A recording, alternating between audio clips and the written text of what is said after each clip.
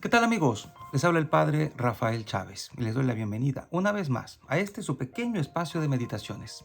Estamos ya a domingo 27 de agosto, 21 del tiempo ordinario. En el nombre del Padre, del Hijo y del Espíritu Santo. Amén. Señor Dios, que unes en un mismo sentir los corazones de tus fieles, impulsa a tu pueblo a amar lo que mandas y a desear lo que prometes, para que en medio de la inestabilidad del mundo estén firmemente anclados nuestros corazones donde se halla la verdadera felicidad. Por nuestro Señor Jesucristo, tu Hijo, que vive y reina contigo en la unidad del Espíritu Santo, y es Dios, por los siglos de los siglos. Amén. Comenzamos la primera lectura. Profeta Isaías, capítulo 22, versículos del 19 al 23. Esto dice el Señor a Sebna, mayordomo de palacio: te echaré de tu puesto y te destituiré de tu cargo. Aquel mismo día llamaré a mi siervo a Eleazín, el hijo de Hilcías. Le vestiré mi túnica, le ceñiré tu banda y le traspasaré tus poderes. Será un padre para los habitantes de Jerusalén y para la casa de Judá. Pondré la llave del palacio de David sobre su hombro. Lo que él abra, nadie lo cerrará. Lo que él cierre, nadie lo abrirá. Lo fijaré como un clavo en muro firme, y será un trono de gloria para la casa de su padre. Palabra de Dios. Te alabamos, Señor. Salmo 137. Señor, tu misericordia es eterna. No abandones la obra de tus manos. Te doy gracias, Señor, de todo corazón. Delante de los ángeles tañeré para ti. Me postraré hacia tu santuario. Daré gracias a tu nombre. Señor, tu misericordia es eterna. No abandones la obra de tus manos. Por tu misericordia y tu lealtad, porque tu promesa supera a tu fama. Cuando te invoqué, me escuchaste y acreciste el valor de mi alma. Señor, tu misericordia es eterna. No abandones la obra de tus manos. El Señor es sublime, se fija en el humilde y de lejos conoce al soberbio. Señor, tu misericordia es eterna. No abandones la obra de tus manos. Señor, tu misericordia es eterna. No abandones la obra de tus manos. La segunda lectura está tomada de la carta a los Romanos, capítulo 11, versículos del 33 al 36. Qué inmensa y rica es la sabiduría y la ciencia de Dios. Qué impenetrables son sus designios e incomprensibles sus caminos. ¿Quién ha conocido jamás el pensamiento del Señor o ha llegado a ser su consejero? ¿Quién ha podido darle algo primero para que Dios se lo tenga que pagar? En efecto, todo proviene de Dios. Todo ha sido hecho por Él, y todo será orientado hacia Él. A Él la gloria por los siglos de los siglos. Amén. Palabra de Dios. Te alabamos, Señor. Y el Evangelio de hoy está tomado de Mateo, capítulo 16, versículos del 13 al 20.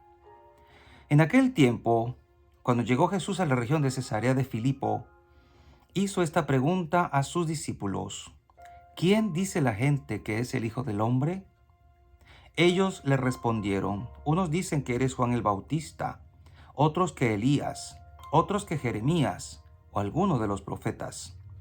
Luego les preguntó: ¿y ustedes, quién dicen que soy yo? Simón Pedro tomó la palabra y le dijo: tú eres el Mesías, el Hijo de Dios vivo. Jesús le dijo entonces: dichoso tú, Simón, hijo de Juan, porque esto no te lo ha revelado ningún hombre, sino mi Padre que está en los cielos. Y yo te digo a ti que tú eres Pedro, y sobre esta piedra edificaré mi iglesia. Los poderes del infierno no prevalecerán sobre ella. Yo te daré las llaves del reino de los cielos. Todo lo que ates en la tierra quedará atado en el cielo, y todo lo que desates en la tierra quedará desatado en el cielo. Y les ordenó a sus discípulos que no dijeran a nadie que Él era el Mesías. Palabra del Señor. Gloria a ti, Señor Jesús.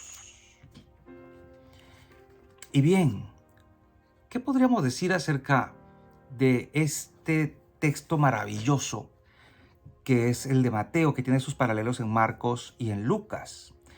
En primer lugar, el Señor hace estas preguntas acerca de su identidad. Algunos dicen que se parece mucho al estilo de Sócrates con aquello de la mayéutica, ¿no? Preguntas, respuestas, y en base a esto, pues Pedro toma la palabra, tenía que ser Pedro, para dar su aporte acerca de la identidad de Jesús. Las respuestas que habían tenido no habían sido muy satisfactorias porque pues simplemente estaban haciendo referencia al pasado. ¿Quién dice la gente? Y muchos hacen como que Jesucristo no tuviera una identidad propia, sino que se parece a, ¿no? Y fíjense, unos dicen que Juan el Bautista, otros que Elías, otros que Jeremías. Se parece mucho a lo que algunos hacen hoy, comparar a Jesús con figuras del pasado, hombres grandes, inteligentes, pero meramente hombres. Y Jesús tiene una identidad propia. ¿Cómo nos cuesta reconocer realmente quién es Jesús? Hasta que les dice, y ustedes que han compartido conmigo, que han comido y bebido conmigo, que me conocen, ¿quién dicen que soy yo? Es entonces cuando Pedro, y luego nos damos cuenta que iluminado por el Padre, por el Espíritu Santo, da la respuesta correcta. Tú eres el Mesías. En los paralelos está igual.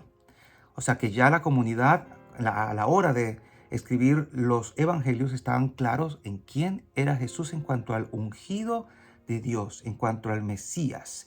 Y esto no queda lugar a duda. Y todo aquel que reconoce a Jesús como Mesías, pues Dios le da, digamos, un nuevo propósito en su vida, como ocurrió aquí con Pedro. Le cambia el nombre, ya no se llama simplemente Simón, sino Kefas o Cefas o Petros, el masculino de piedra, que quiere decir roca, algo parecido a lo que ocurrió en la primera lectura que acabamos de leer, cuando Dios establece a alguien y le da autoridad. No podemos nosotros negar lo que está a simple vista. Jesús le está dando aquí a Pedro una nueva identidad, un nuevo nombre, una nueva misión, un nuevo sentido a su vida, y lo dota de una autoridad que, según los teólogos protestantes, dice que es ampliamente discutido el sentido de esta frase a través de la historia. Pero para nosotros está pues más que claro. Los que hemos vivido en la iglesia y los que hemos estudiado y conocido el recorrido de la iglesia desde sus orígenes, para nosotros no hay nada que discutir. Pedro es el encargado de llevar adelante la misión de darle estabilidad a la iglesia de Jesucristo, la que Jesucristo fundó, la cabeza visible de la iglesia. Y eso para nosotros está más que claro. Entonces dicen algunos comentarios cosas muy interesantes que yo he querido traerlo a colación para no divagar. En primer lugar, dice el texto: sobre esta piedra edificaré mi iglesia. Cristo no dice sobre estas piedras edificaré mi iglesia o mis iglesias.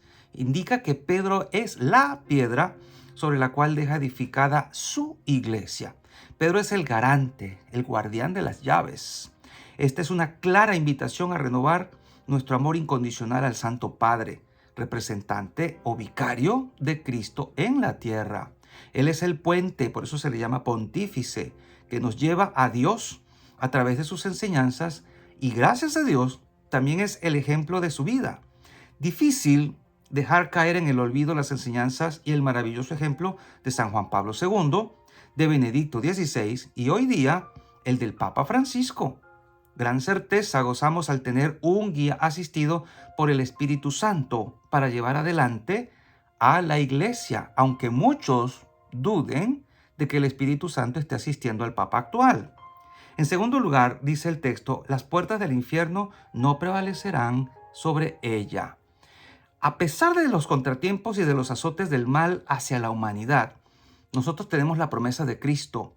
Las puertas del infierno no pueden vencer. No pueden vencer ni en mi vida ni en la iglesia. Si realmente caminamos según la voluntad de Dios, esto no es ajeno a nuestra fe, o al menos no debería serlo.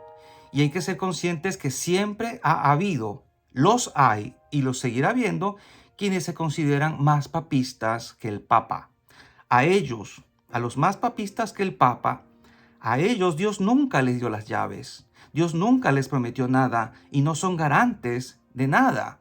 Y me atrevo a añadir que si usted busca en internet en algunas redes sociales hay gente prácticamente dedicada a sacar lo peor de la gente y sobre todo a poner siempre en tela de juicio cualquier cosa que el Papa actual diga u opine. Y yo sé que muchos podrán estar en discrepancia con esto, pero es que, repito, a ellos Dios nunca les dio las llaves, Dios nunca les prometió nada y no son garantes de nada. Quizá ya se han encontrado con alguien que ataca directamente y llanamente al Papa porque, según su opinión, el Papa está equivocado.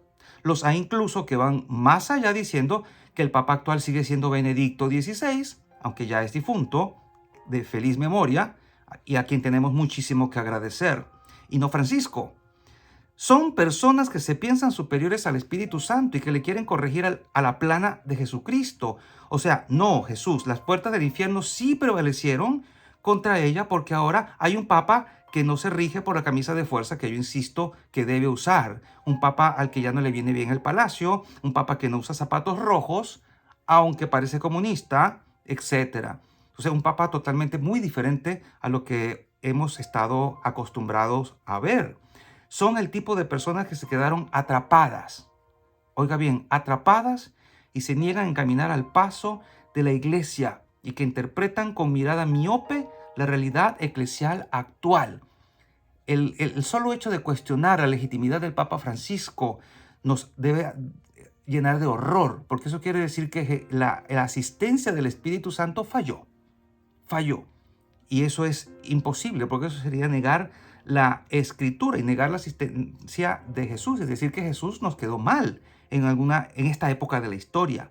La promesa de Cristo se hace presente día a día y las promesas de que las puertas del infierno no prevalecerían hubiera quedado nula, ¿ok? En tercer lugar, dice el texto, lo que ates quedará atado y lo que desates quedará desatado. En esta declaración podemos visualizar el significado del servicio de la autoridad del Papa, sobre todo cuando habla ex cátedra, como vicario de Cristo, digamos solemnemente. También es una prefiguración del sacramento de la reconciliación. Lo que ates y desates se cumple en el momento de exponer ante el sacerdote mis pecados. La iglesia depositaria de este perdón, otorgado por Cristo a Pedro. ¿Cómo no aprovechar este gran don que reconforta el alma, acrecienta la gracia, la amistad íntima con Dios? Nos ayuda a ser perfectos en nuestra vida cristiana y sobre todo para no caminar vagamente, para abrir nuestro corazón al conocimiento de Dios. ¿Confiamos plenamente en estas palabras de Cristo? ¿O ya nos suenan como algo lejano e incomprensible? A mí personalmente me da muchísima tranquilidad el saber que las puertas del infierno no prevalecerán sobre la iglesia y que el Papa que está allí sentado en Roma, guste o no guste su estilo, pues es aquel que tiene las llaves del reino de los cielos y aquel que puede abrir y cerrar, atar o desatar con toda la autoridad que le dio Jesús a Pedro hace 2000 años. Y eso es lo que me hace estar tranquilo de que estoy en la iglesia que Jesús fundó, en la misma que empezó a dirigir Pedro, movido por el Espíritu Santo, y la misma que está en manos ahora del Espíritu Santo a través de el Papa Francisco. Repito, gústele a quien le guste y disgústele a quien le disguste. Hoy es él, mañana será otro, pero el papado nos da esta certeza que ninguna otra iglesia tiene. Y la bendición de Dios Todopoderoso, Padre, Hijo y Espíritu Santo, descienda sobre cada uno de ustedes y les acompañe siempre. Y seguiremos en contacto, si Dios lo permite, a través de este canal. Chao, chao.